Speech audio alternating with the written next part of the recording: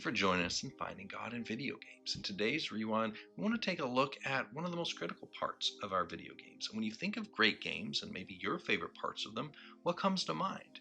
Maybe it's interesting characters with realistic dialogue, or it's the incredible graphics that transport us to another place and time. Many times for me, it's an epic soundtrack that sweeps me up into the story and grips me from that title screen to listening all the way through the closing credits. We celebrate things like dynamic combat systems and physics engines that duplicate reality. But for years, there's been an incredibly necessary part of our gaming experiences that makes up a critical backbone of most games. Probably not the most exciting part of it, though. The inventory system. I mean, it's not something that you look at and go, oh, let me tell you about the inventory system of this game. Some games, it may look like a poor man's version of, Oregon's Trail, but it is necessary, and when executed correctly, it adds depth to the strategy and decisions that ultimately determine how our gaming experience plays out. Now, for years, our protagonists operated without a concern for how the size or the weight of the physical items they were carrying would impact them. They had carried infinite amounts of weapons, ammunition, food, keys, other equipment, without any regard to how this would burden them from running, jumping, and fighting their way through the level. But finally, game developers caught up with the limits of this bottomless duffel bag, the infinite wallet, or the absurdity of a character hopping and jumping around while carrying 14 rocket launchers in their pockets. I mean, for goodness sake, pretty sure I was wandering around in Oblivion with 60 different 500-page books while still climbing mountains and swimming through rivers. Now, it's fun, certainly, but not terribly realistic, and books are normally waterproof. But then games finally began to launch with real inventory management systems, which began creating limits to the size and weight of what a gaming character could lug around with them while traversing the planet. Players finally had to make some hard choices. Should I carry more healing items or make room for some heavy weaponry? What can I sacrifice so I can carry the necessary quest item that I just found? With limited capacity, the decisions that are made to determine what is necessary versus what is superfluous are vital.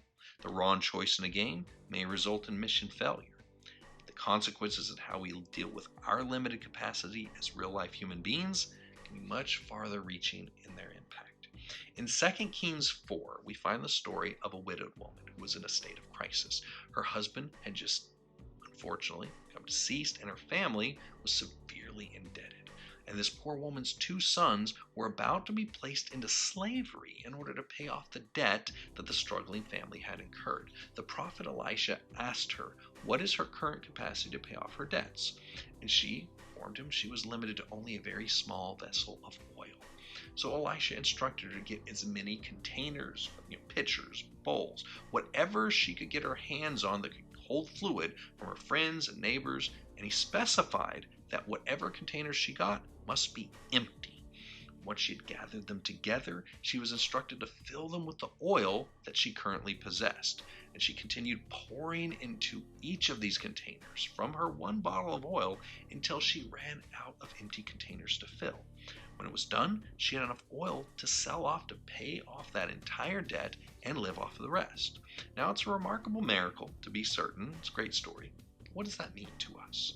So let's keep it real for a minute. I tend to read the Bible on my phone because it's convenient. Those things typically, it's with me at all times. But this can be a snare as much as a convenience, because on this very same device that houses an app that opens up a digital version of God's Word lies all of the distractions that threaten to fill my vessel with anything other than His oil. Emails pop up compelling action, text messages bombard me with a variety of requests ranging from urgent to pointless. Sometimes, on very rare occasions, this object that is still technically considered a phone actually, completes its original purpose and rings with an incoming phone call. Now, I would like to say that I come to the Lord with an empty vessel for Him to fill. More often than not, I'm already packed pretty full of thoughts, items, and a menagerie of tasks that prevent me from having an inventory screen that He can actually fill. And sadly enough, I often treat my time like my loadout in a video game, meaning I simply cut items out to make space for the presence of the one that I claim is the most important in all my life. So I'll drop a few meaningless items from my bag, maybe a little bit of useless time surfing the web, or maybe I just won't read the box of cereal this morning, and I add some God time in its place. And then I wonder why I carry such a heavy burden, and I feel so little of God's presence, love, and joy in my day-to-day life. When I ask the Lord for more of His presence in my life, remember, it's critical to note that the widowed woman in 2 Kings 4 was not provided more oil than what her capacity was to contain it.